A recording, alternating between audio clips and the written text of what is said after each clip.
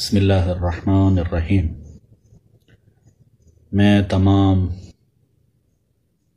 مومنین و مومنات، تمام امت اسلامیہ، تمام پیروکاران نبوت و امامت کو پیغمبر گرامی صلی اللہ علیہ وآلہ وسلم کے فرزند ارجمند و ان کے 12ویں جانشین امام آخر الزمان، امام مہدی، منجی بشریت، مصلح عالم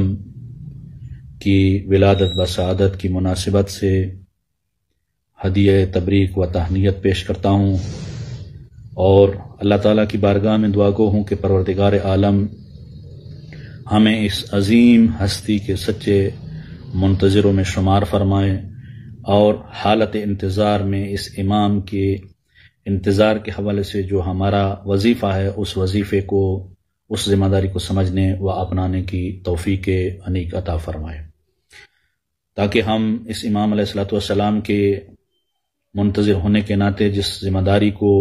اپنے کاندھوں پر رکھتے ہیں اس کو نبھا کر اس عظیم ہستی کے ظہور و اس عظیم ہستی کے آنے کے حوالے سے راستہ ہموار کر سکیں۔ اللہ تعالیٰ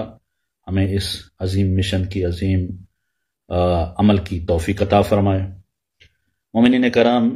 آج چونکہ آنے والی شب 15 شعبان کی شب ہے، اور یہ شب بڑی عظمتوں کی شب ہے، جس کے حوالے سے معصومین علیہ السلام فرماتے ہیں کہ یہ وہ شب ہے جس شب میں انسان کی تمام حاجات پوری ہوتی ہیں، وہ انسان کے تمام گناہ معاف ہو سکتے ہیں، تمام سوالات جو انسان کرتا ہے اس کے پورے ہو سکتے ہیں، سوائے اس کے کہ انسان اگر خدا کی نافرمانی و خدا کی معصیت کا سوال کرے۔ یہ عظیم رات ہے، شب قدر کے بعد یہ وہ رات ہے جس رات میں اللہ اپنے بندوں کے گناہوں کو معاف کرتا ہے اور ان کی حاجتوں کی روائی کرتا ہے، ان کو پورا کرتا ہے۔ اس رات کے حوالے سے چند ایک اعمال ہیں جن کو انجام دینا ہمارے لیے لازم و ضروری ہے کہ ہم اس رات کے اعمال کو انجام دیں اور بروز قیامت ہم زندہ داران شب نب شعبان میں شمار ہوں۔ پہلا عمل اس رات کا یہ ہے کہ غسل کرنا چاہیے، اور مستحب یہ ہے کہ غسل مغرب کی نماز سے پہلے ہو تاکہ مغرب کی نماز اسی غسل کے ساتھ پڑھی جائے۔ اس رات میں شب بیداری کرنی چاہیے، یعنی ساری رات بیدار رہنا مستحب ہے۔ امام زین العابدین علیہ السلام فرماتے ہیں کہ جو انسان اس شب میں بیدار رہا تو اس دن کے جب سارے لوگوں کو موت آ جائے گی، اس انسان کو جو زندہ دار شب نیمہ شعبان ہوگا اس کو موت نہیں آئے گی۔ اس رات کے بہترین اعمال میں سے زیارت حضرت امام حسین علیہ السلام ہے کہ اس رات میں امام حسین علیہ السلام کی زیارت پڑھی جائے، جو باب زیارات میں ہے۔ اس رات میں پڑھی جانے والی دعائیں جو کتاب مفاتیح الجنان کے اندر موجود ہیں، ان دعاؤں کی تلاوت وہ کرنا چاہیے۔ خاص طور پر دعائے قمیل کی تلاوت اس رات میں کرنا یہ بہت عظیم ثواب رکھتا ہے۔ اس رات میں پڑھی جانے والی تسبیحات بھی ہیں، جن تسبیحات کو 100 مرتبہ پڑھنا چاہیے، جن کو ہم تسبیحات اربع کہتے ہیں، سبحان اللہ والحمد للہ ولا الہ الا اللہ اللہ اکبر۔ اس رات میں 2 رکعت نماز پڑھنی چاہیے نماز عشاء کے بعد، کہ جس میں پہلی رکعت میں الحمد کے بعد سورہ کافرون پڑھے، اور دوسری رکعت میں الحمد کے بعد وہ سورہ توحید پڑھے۔ جب یہ نماز ختم کر لے تو نماز ختم کرنے کے بعد تسبیح پڑھے، تسبیح اس انداز سے پڑھے کہ 33 مرتبہ سبحان اللہ، پھر 33 مرتبہ الحمدللہ، اور پھر اس کے بعد 34 مرتبہ اللہ اکبر۔ اس کے بعد دعا پڑھے اور دعائیں مانگے، اللہ تعالیٰ سے طلب مغفرت و طلب آمرزش کرے، اور اس دعا میں جتنا وہ ہو سکتا ہے اللہ سے مغفرت بھی طلب کرے اور اپنے سوالات بھی طلب کرے۔ یہ وہ رات ہے جس رات کے حوالے سے حضرت عائشہ رضی اللہ تعالیٰ عنہ فرماتی ہیں کہ میں نے اس رات کو دیر سے دیکھا کہ پیغمبر گرامی اپنے بستر پر نہیں تھے، تو میں فوراً گئی، اٹھی اور پیغمبر کو ڈھونڈنے لگی، یا میں نے باہر جا کر دیکھا کہ پیغمبر گرامی سجدہ ریز ہیں، سجدے میں موجود ہیں، اور سجدے میں دعا پڑھ رہے ہیں، اور اس دعا کے اندر وہ اپنی امت کے لیے مغفرت کو طلب کر رہے ہیں، گناہوں کی بخشش وہ طلب کر رہے ہیں۔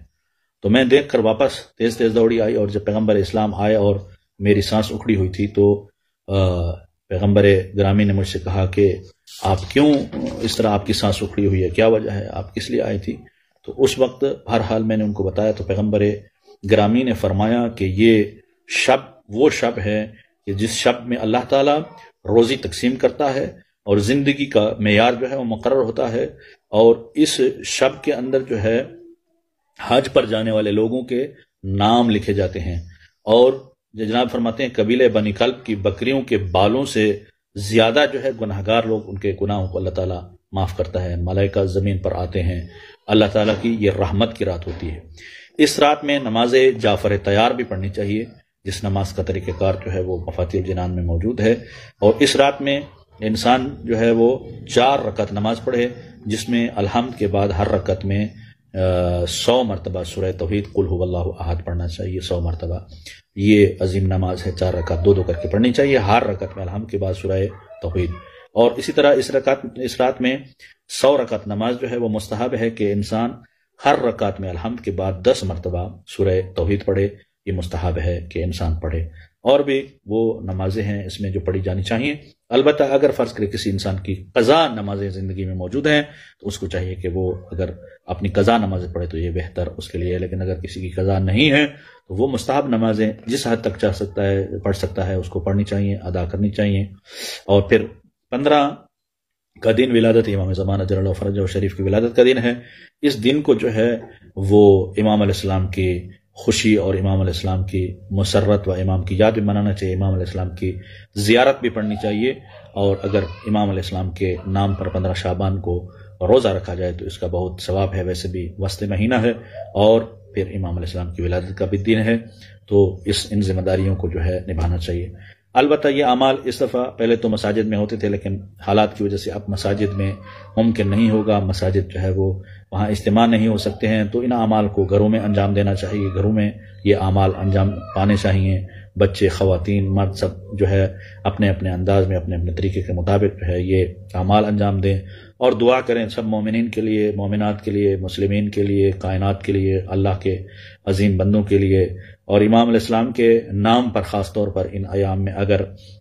صدقہ دیا جائے، غرباء کو دیا جائے، فقراء کو، مساکین کو، اس کا بہت عظیم ثواب ہے، اور امام کے منتظران کا ایک فریضہ بھی بنتا ہے کہ امام کا سچا منتظر وہی ہے جو مشکل حالات میں انسانوں کے، امت کے، بشریت کے کام آتا ہے۔ تو امام علیہ السلام کے نام پر کیے جانے والے صدقات و خیرات جو ہے وہ اگر غرباء فقراء کی نظر کیے جائیں تو یہ بہت عظیم کام ہے اور بہت معنی خیز کام ہے۔ اللہ تعالی ہم سب کو زندہ و سلامت رکھے، اور ہم سب کو اس مصیبت سے جو موجودہ وقت میں آئی ہے بیماری، اس سے نجات عطا فرمائے۔ انہی حالات کے پیش نظر مسجد کے اندر جو ہے چلدار میں بھی اعمال نہیں ہوں گے، انفرادی طور پر اگر کوئی کرنا چاہے تو وہ درست ہے، لیکن پہلے جس طریقے سے ہوتے تھے اجتماعاً وہ اعمال نہیں ہوں گے، لوگوں کو چاہیے کہ گھروں میں کریں۔ اللہ تعالی ہم سب کا حامی اور ناصر ہو، بس کے چہاردہ معصومین دنیا کو اس مصیبت سے نجات دے دے، اور پھر خاص طور پر اس شب میں امام علیہ السلام کی